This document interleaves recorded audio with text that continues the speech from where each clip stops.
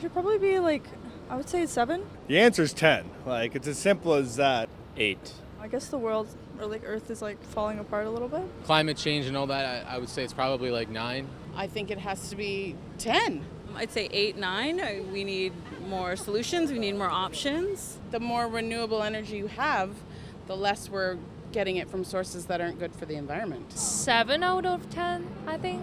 I'm going to say about an 8. I'd give it a solid 8. Well, I would go for a 10 right up top there.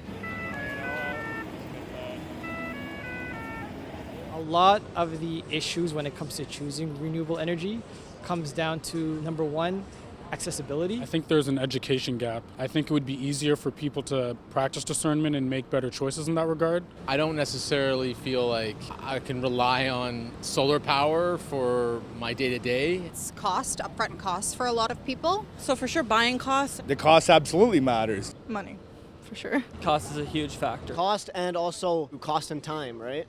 Well, there you have it. We have a whole bunch of perspectives from folks on the streets who believe and feel renewables are important for us as a source of energy.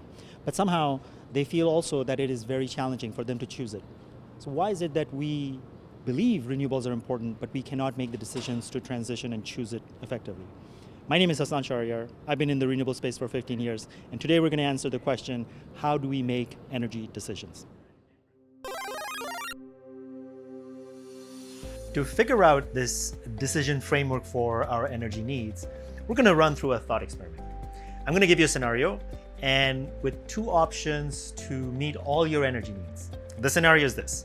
You live in a northern remote town here in Canada and your energy options are A, using diesel generators for all your energy needs, which will give you continuous supply of energy 24/7, right? So diesel power 24/7 to meet all your energy needs. That's option A.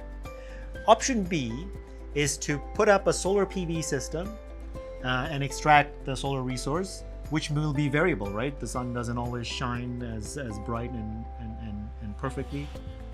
So variable energy. And since sun only shines during the day, you're gonna have this in the morning, right? In the AM. Which energy options do you choose to meet all your energy needs? If you've chosen option B, you're probably frozen to death in our Canadian winter, but most of us will have chosen option A, right? And here's the thing, we will always choose the most reliable energy solution option, right? In this case, diesel generator meeting our energy needs 24/7, all right? So let's go to the next question. Same 2 options. I'm going to add in a little bit more detail, all right? And the detail here is going to be on the cost of that energy. So the first option, diesel generator, costs $100 per day. Fuel price is expensive. Fuel price is expensive. So $100 per day is our option A cost. And option B, because solar power is free, it costs a lot less, right? So here the cost of the option B is, let's say, $20 per day. Now, given this additional detail, which option do you choose to meet all your energy needs?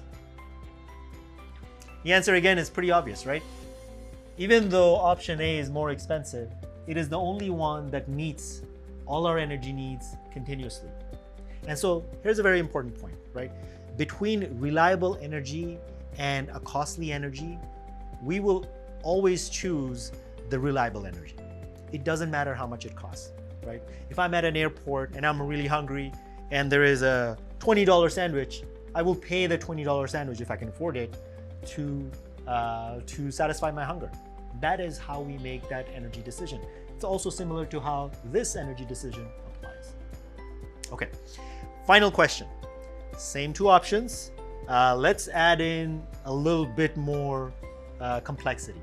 So for option A, I'm going to add in here a solar PV system.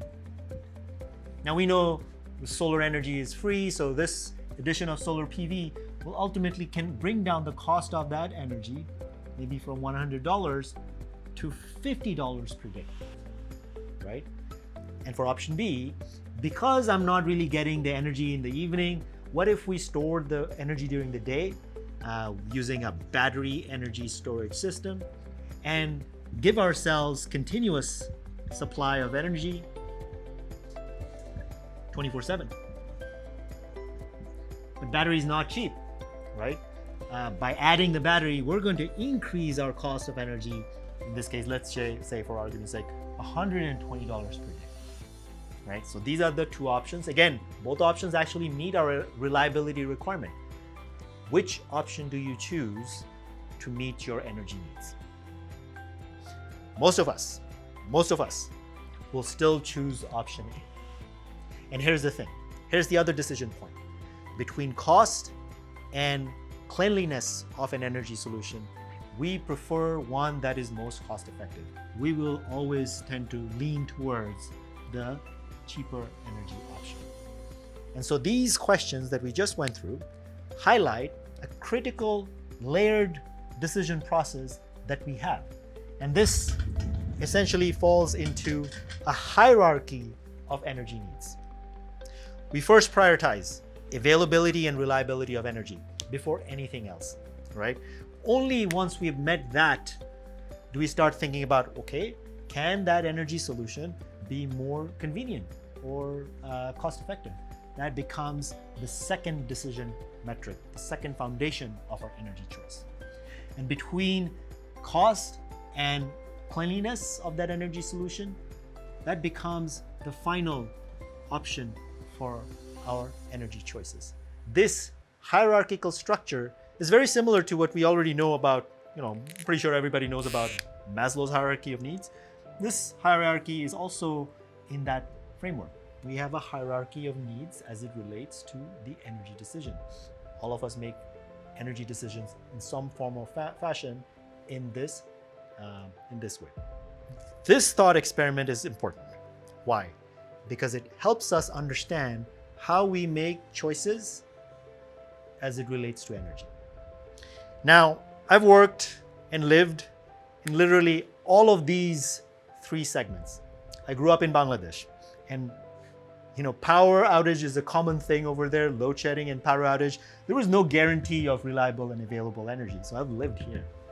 I studied here in Canada, in Quebec, and so I'm very familiar, and we take it for granted, but the ability to have available and reliable power in a convenient and cost-effective manner is a privilege, right? So I've lived here too.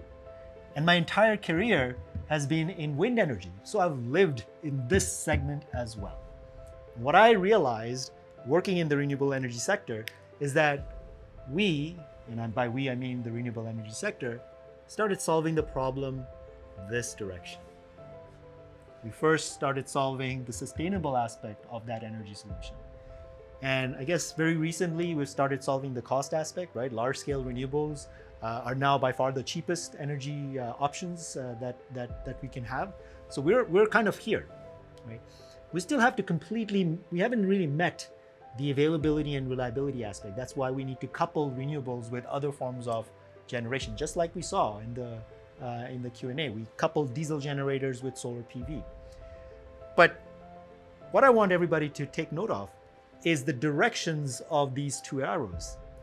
The consumers are making decisions in this direction. The solution providers are providing a solution in the opposite direction. This misalignment is one of the main reasons I believe where we as consumers believe renewables are good, but we don't necessarily act on it because our decisions are not necessarily aligned with it. This is a problem. This is a problem. And this is a problem that we here at Adaptive Renewables, or ADAPTR, are trying to address. You see, the complexity of electrification and transition is creating a variety of technical and non-technical challenges. These challenges are causing consumers, utilities, and generators to shed their singular roles in the power system. Everyone is adapting. We have to. The key is to avoid siloed problem solving in favor of holistic solutions that can address the upcoming energy needs and challenges. You see, one of the challenges we're facing today is that we are at the precipice of unprecedented demand for energy, as well as electricity.